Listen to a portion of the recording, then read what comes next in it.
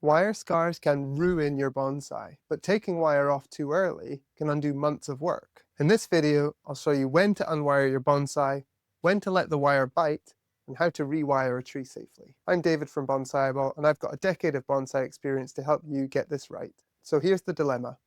Wire is one of our best tools for shaping a bonsai tree, but if you leave it on too long, it can leave deep permanent scars in your branches, especially on thin-barked trees. On the other hand, if you remove wire too early, the branch won't have had enough time to grow in its new position, and it won't hold its shape.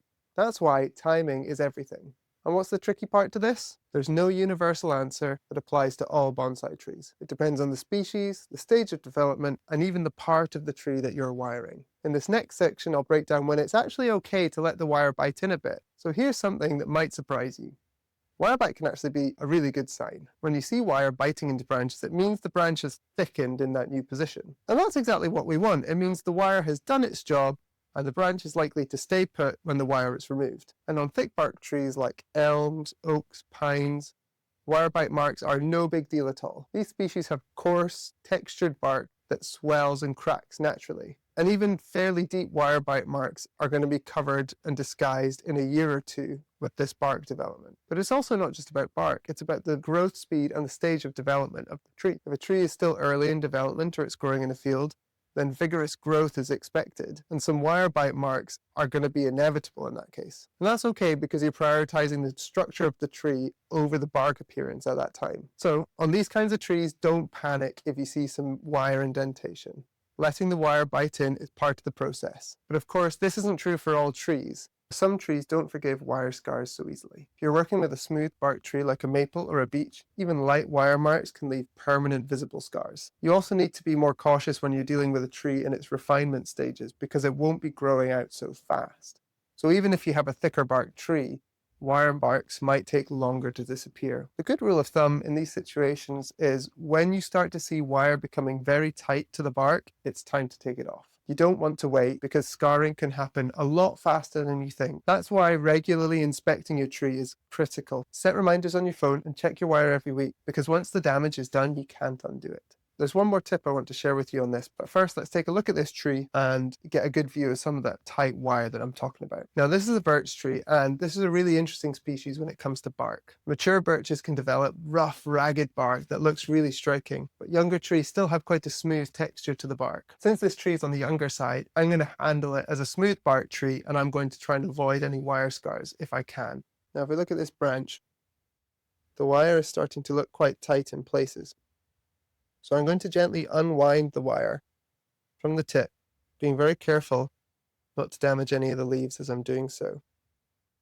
And looking under the wire, you can just see these marks that it's leaving here.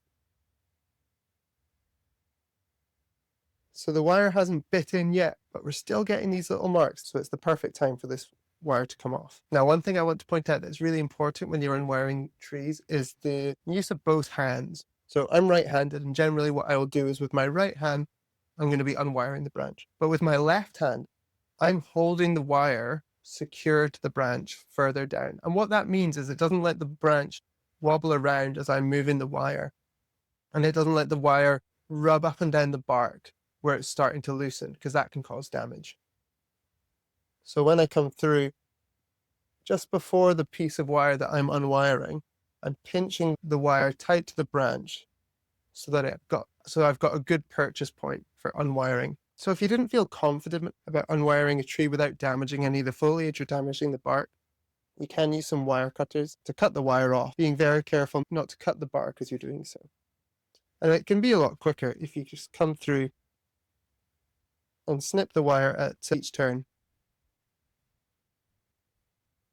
The wire will then just fall away from the tree. Okay, so I'm now just going to time lapse through the rest of the tree while I unwire it because it can take a bit of time.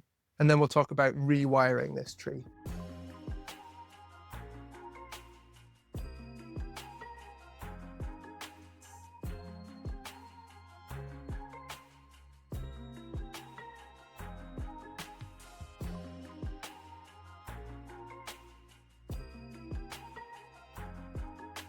So I've carefully removed the wire from the tree, and as expected, it hasn't held its shape. We took the wire off before it had a chance to create those wire bite marks. That means the branches had not grown enough new tissue to hold in place when the wire was removed. So we're going to need to wire it again. Now, this birch I'm trying to style into a weeping birch, which is a really common growth pattern for the birch in my area. What usually happens is the weight of the leaves drags the branches into this arc and curve downwards.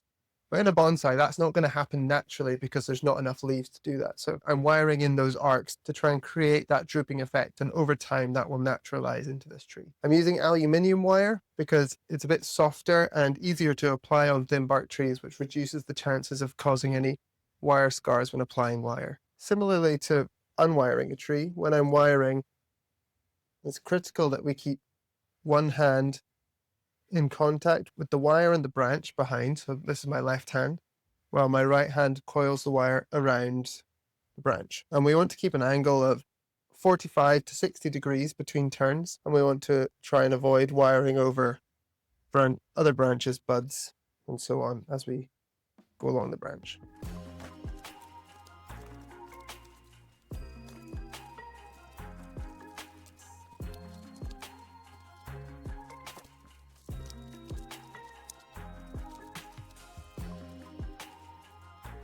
So we've rewired the bonsai, and now we're going to do the same cycle again. We're going to leave it for a few weeks, checking it regularly to see if any wire is biting in. When we see the wire tighten, we're going to take that wire off and see if the tree's held its shape. If it has, then perfect, we don't need more wire. If it hasn't, we'll wire it again, and so we go on until you've achieved the right shape for your bonsai. I want to leave you with a couple final tips for when you're checking wire on your tree. First of all, check the top of the tree first. Pretty much all trees are going to be apically dominant. That means they want to grow from the top upwards. This gets the most sunlight, so these wires are going to be the ones that tighten first. Secondly, you don't have to do this cycle on a perfect calendar. I was going to be unwiring and rewiring this tree today, regardless of how tight the wire was, for a simple reason that I'm going on holiday for 2 weeks, and I wasn't going to be able to check it when I was gone.